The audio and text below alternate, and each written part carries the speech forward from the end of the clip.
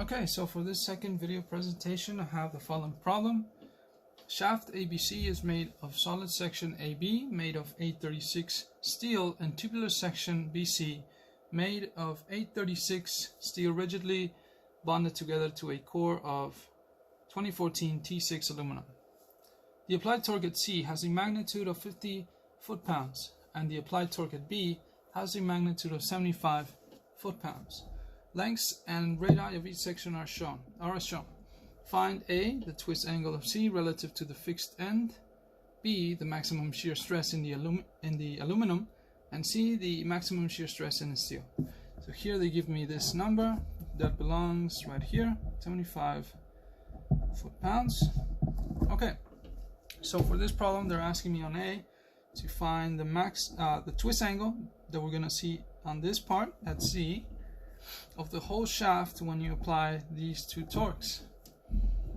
Okay, and so to find the twist angle, you want to use this formula. The twist angle, we'll call it phi, is equal to TL over JG, where T is the internal torque that acts as a result of the external torques that are applied, and that's on each section. L is the length of your section where the torque is applied. J is the polar moment of inertia, and that's related to the cross-sectional area of your shaft. And G is the modulus of rigidity of your material that you're in whatever section you're in on your shaft. So, like I said, here you have, and so to find the total angle, you need to find the sum of the angles phi TL over JG. Now here, how many do we have? We have two sections because this torque belongs to this section. So when you have a change in loading is when you have a new section. So this 50 foot-pounds belongs to this 2 feet, and the 75 foot-pounds belongs to the 3 feet. Okay, so then to begin with, you want to start out with a balancing equation. And you know that the sum of the torques is equal to 0, because otherwise this shaft would be spinning, and it's just placed on the wall, so it shouldn't be moving. So you have, and here I'll assign a x-axis going this direction, so I can assign a clockwise or counterclockwise direction of the torque.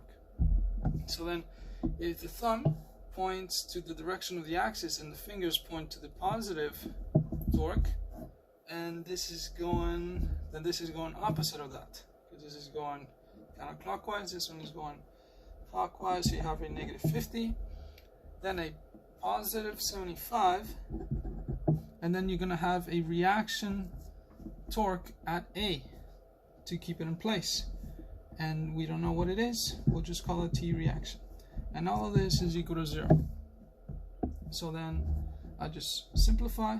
I get 25 plus T reaction is equal to 0. Solving for T reaction is equal to negative 25. What does that mean? It means that this reaction is clockwise. We'll just call it T reaction. Okay. That is the applied torque. Now, to find which number to plug into the T, you need to use the internal torque, that is the reaction as a result of the 50 and the 75 and the 25. And what you're going to have to do is draw a torque diagram, and the y-axis is torque in foot-pounds, and this is simply the x-axis. Now, to make it easier, always start at the wall, and we said that this guy was negative 25, but the internal torque is opposite of that to keep it in place, because you want to cancel it. You want to cancel the 25, the negative 25, to give it 0. That is the reaction internal torque to the reaction torque at the wall at this point. So it should be, instead of negative, positive 25 at A. We'll just label this A, point B, and point C. So it goes up all the way to 25, and as we travel down to B, nothing happens. When we get to B, it experiences a positive 75, so we know that the internal torque is negative 75. 25 minus 75 equals negative 50. Okay, we travel down, nothing happens. As we go down, when we get to C, it's a negative 50, so it's opposite of that. Okay, now, like I said, it's a sum of the sum of the phi angles, TL over JG. And what does that mean? It means that TL over JG is equal to TL over JG for each section. We'll call this AB, and then on this section it will be EC. Now let's start with the easiest section. The easiest section here is the material that is uniform. There is only one material. Okay. Now if we look at A, from A to B, we get a positive 25 foot-pounds. So we get, when we simplify here, 25 foot-pounds. Then the length, but actually instead of having it in foot-pounds, I want to have it in inch-pounds. So I'll just have 1 foot is equal to 12 inches. So it cancels out. And then the length of your section is 3 feet. That's where the torque is being applied. 3 feet, same thing. 1 foot, 12 inches. And there you go, it cancels out. Now for J. J on this one is related to the cross-sectional area. And if you look on tables, the J value for a circle here, it should be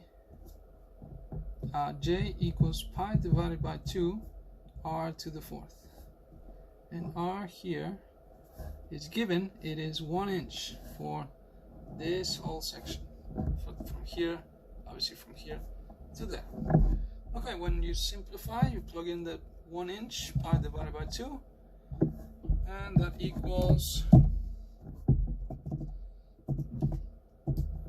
1.57. 1.5707. Okay, and then G. Okay, what is the modulus of rigidity of the A36 steel? I'll just put that on the side. G of aluminum equals 3.9 times 10 to the 6 psi. And G of A36 equals 11.2 times 10 to the 6 psi. Okay, so this is steel. Yeah, we're working in the steel section, which is all this, and that should be 11.2 times 10 to the 6 pounds per square inch. Okay, and so as you can see, everything should be canceling. We have pounds here, pounds cancels with that pounds. Then and then this unit, oh wait, oh there you go, that's a 1, is in inches to the 4th. You have inches squared here, and then when you divide in the denominator, it carries out to the numerator, which equals inches to the 4th, and it should cancel out with this guy. And what is the base unit for all this result? The phi angle should be in radians. So then you just plug in 25 times 12 times 3 times 12 divided by 11.2 times 10 to the 6 times that number, 1.57. Just to keep things exact, 6.1388 times 10 to the negative 4 radians. Okay, we found the easy part, which is this guy. Now to find this one, whenever you have two different torques that are unknown, because we can't just base it off this value, we have to find the relationship in order to find the T internal torque of the 836 and the internal torque of the aluminum. So this is a statically indeterminate problem, and so a condition for that is that when you twist at the end, the twist angle for the aluminum should be equal, we call it psi, should be equal to the twist angle for the 836 steel. Okay, so, and because we don't know the values of T's, we'll just plug in the same formula, but we'll leave the TA aluminum, TAL, unknown, and the length, we know the whole length of this section is 2 feet. Okay, 1 foot is 12 inches. And then because we're working in aluminum, it should be the J of aluminum. What is the J of aluminum? It should be a smaller radius than we found before, because earlier we found the J for a bigger radius. Now this is for the aluminum. And what is that? That is just J equals pi divided by 2, 0.5 to the 4th. And so, what is 0.5 to the 4th times pi divided by 2? 0.098.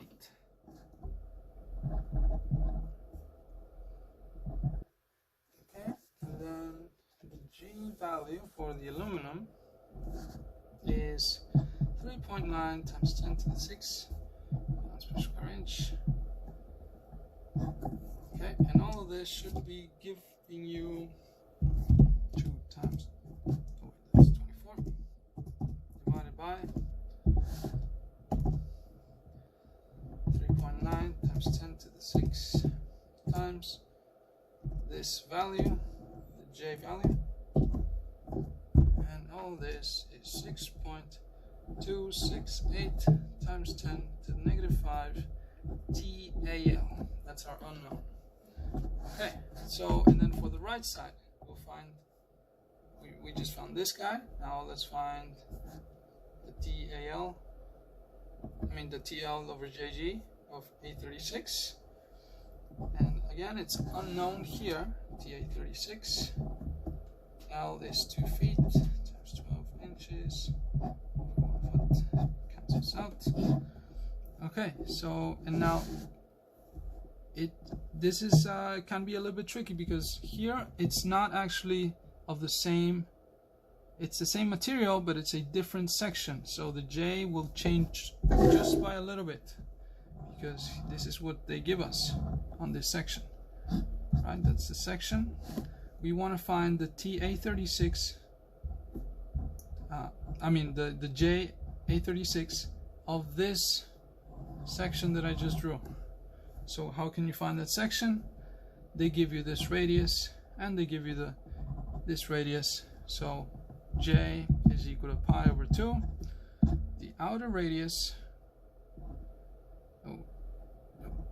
R outer to the 4th minus R inner to the 4th. Okay.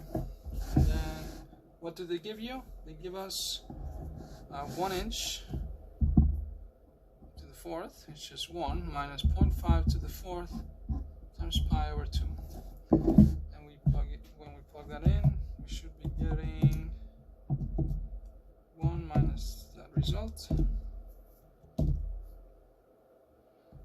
Okay, and then times pi divided by 2. Okay, we get 1.47. 1.47 to 6. And what is the G value? G is given, like we found before, 11.2 times 10 to the 6 pounds per square inch. Okay, now let's see. When we plug everything into the calculator, 2 times, so 24 again, divided by 11.2 times 10 to the 6 times 1.47. And we get 1.45513 times 10 to the negative 6 TA36. Okay, the next step, we want to find another relationship so that we can isolate either variable and then plug into that equation. So we'll call this TAL 6.268 into the negative 5 equals 1.45 negative 6 TA36. We'll call this equation 1. Okay, and now what is another relationship that we have? Well, we know that we don't know what the T of each one is, but we do know that when you have the T of A36 plus the torque of the aluminum, it should be equal to what we found in the torque diagram, the negative 50. So then here it's that. Now we can find for either one. Let's just find the aluminum. T aluminum, when you isolate this variable, we'll do it on the calculator. So the number divided by, there's a 1 to the negative 5. Find it. Oh, sorry. Let's see. Negative 5. Where is it? There you are. Okay, and we get this number 0.02321 of TA36. Now we can plug this value into the second equation that we found. This is the second relationship. We'll do that on the next page. So here we have TA36, and there's an imaginary 1. I mean, there's a hidden 1 always in front, plus 0.02321 TA36 equals, and instead of having it in 50 foot-pounds, I'll have it in 600, because 50 foot-pounds is times 12 inches divided by 1 foot cancels the feet, and you have in inch-pounds. Okay, and now we have this number plus 1. Let's equal to that 1.0232 TA36 equal to 600 inch-pounds. Okay, let's see. Now when you want to find TA36, you have that number. TA36 equals 586.38 inch-pounds. Okay. Now the next step, what was the next step? Oh yes, now that we found this number, we can plug that into, or we can actually find the TAL. It's just 600 minus 586 for the TAL. But in this case, because I found this guy, now I just need to plug that in back to this equation, the TA36 equation, to find the second, to find this guy. That's what we need. Okay, so T of A36 5. As long as you're consistent, it should give you the same number. If you pick aluminum or steel, as long as you pick the A36 TA36 torque here, then you should have the J and the G belonging to the A36. Okay, 0.38 inch-pounds, and then the length is 2 feet, 12 inches, 12 inches in 1 foot. Okay, then J is what we found earlier, T of A36. Where is it? Oh yes, it's 1.47. 6, and the G is 11.2 times 10 to the 6 inch-pounds. I mean, it's pounds per square inch. Yep. Okay, so then plug in everything to the calculator. This number, okay, times 24 divided by 11.2 times 10 to the 6 times 1.47. Where are you at? There you are. And yes, we got a very small number that is in the same exponent, so I think I did it right. 8.5327 times 10 to the negative 4 radians. Okay, nice. Now we have, now that we found this guy and this guy, now we can add them up and find the total twist angle at C. We found that earlier. We found that it was 6.268 times 10. Oh wait, no, that's the wrong one. There you are. It's this guy. So it's 6.1388 times 10 to the negative 4 plus this number. Okay. Now that number plus 6.13. Let me see if I can find it. 6.13.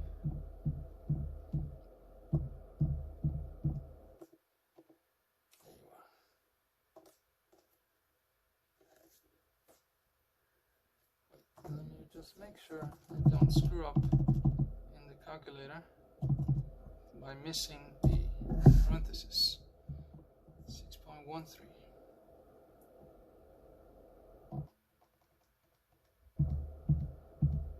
There you go. Okay, and we get a total angle of 0.001467 radians.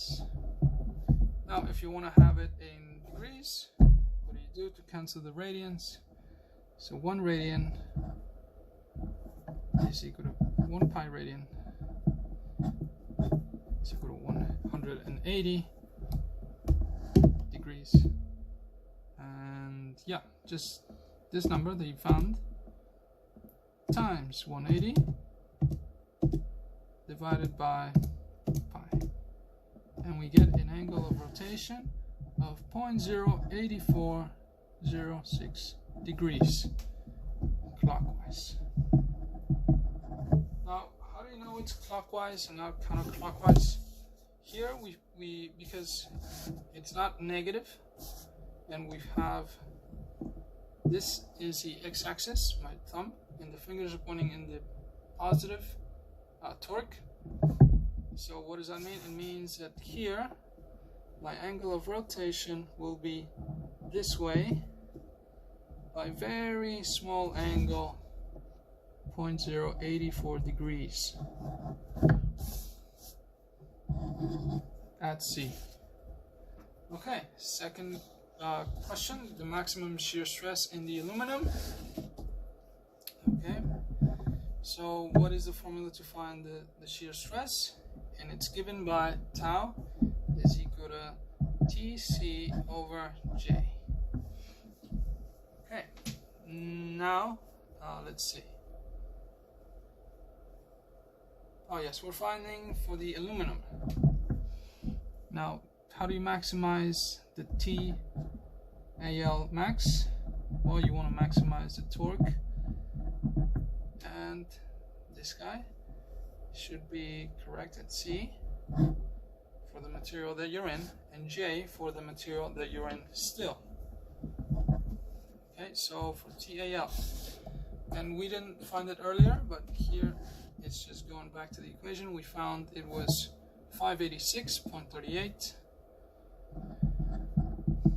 for the steel. TAL plus that equals 600. So 600 minus, where's your 586? Just to have an exact number. It's equal to 13.61 inch pounds. Okay, so you plug that in to the calculator.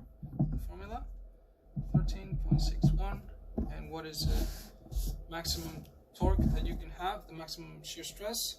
When you look back at the material that you're in for the aluminum, and what is the maximum radius that you can have in the aluminum, it is only 0.5 inches.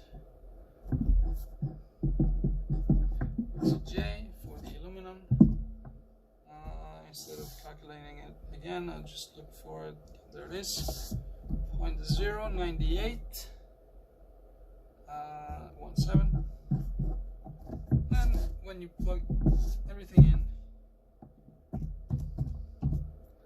divided by 0.098, let me look for the number.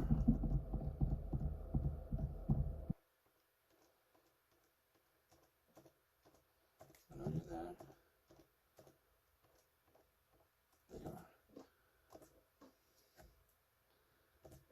And we get 69.328 inch-pounds. So that is the maximum torque that you can have, the maximum shear stress, excuse me, for the aluminum. Okay, for the maximum shear stress in steel, there's actually two ways. It's the same formula, and let's start with section AB, because we have two different torques that are applied. This torque is applied at section AB for A36, and a different torque is applied for BC. So we'll just try both and see which ones. Let's see what we get. So 25 for this section that we found.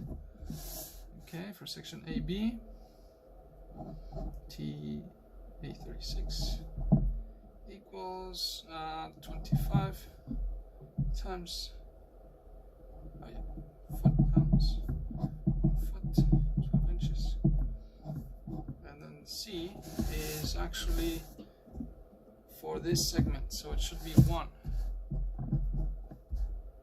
Okay, and then we get, what is it, T of this guy? It was 1.57 that we found earlier. 1.57. And so what do we get for section AB?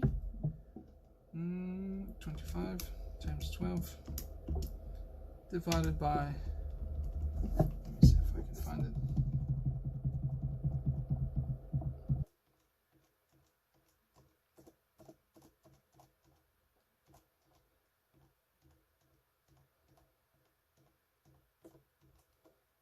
Oh, dang it, sorry.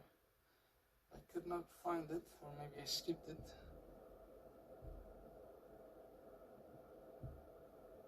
Well, we know the number. I know the number. I'm just approximating a little bit. And we get 190.99 inch-pounds. Okay, for section BC, same thing. A36, maximum number. That is, of course. How do you maximize that? Well, in section AB, it was already maximized. The radius was already at 1. And there was no other torque that we could apply there that made the shear stress bigger. So we just stuck to the 25 for the TA36 on section BC. This is AB, and this is BC. Okay, it is what we found earlier, 586.38 inch-pounds times what is radius, maximum radius you can have here on section BC is from the center to the outer edge, which is just 1. So it goes there, divided by the J that belongs to what we found here. And what was that equal to? That was equal to, let's see, where is it? Well, let's just try it again. I think I lost the number. So, pi divided by 2.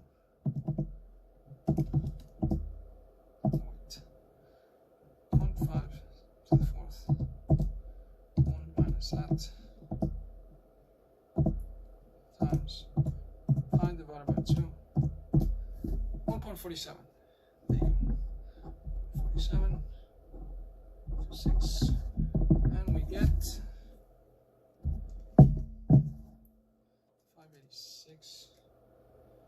586.38 divided by 1 divided by this number, and we get a total of 398 inch pounds. So which one do we pick? We found TAL, the maximum shear stress in the aluminum. We found that it was this number, 13.61. Oh wait, is it 13? No, I'm sorry, no, it's not this one. It's 69.328 inch pounds. That's for the shear stress, the maximum shear stress at T aluminum. Now, which one do we pick? Do we pick the higher one or do we pick the lower one? So, if we think about it, when you apply 398 here, it won't break. But you already went past that number on here, so you should pick the lower number. Because otherwise, if by the time you start getting to 150, 160, this will be close to break. So pick the lower number. And that is the final answer. Final answer is for A. It's going to rotate. If this is a shaft, it's going to rotate this way a little bit. 0.084 degrees. Maximum shear stress of aluminum, 69.328 inch pounds.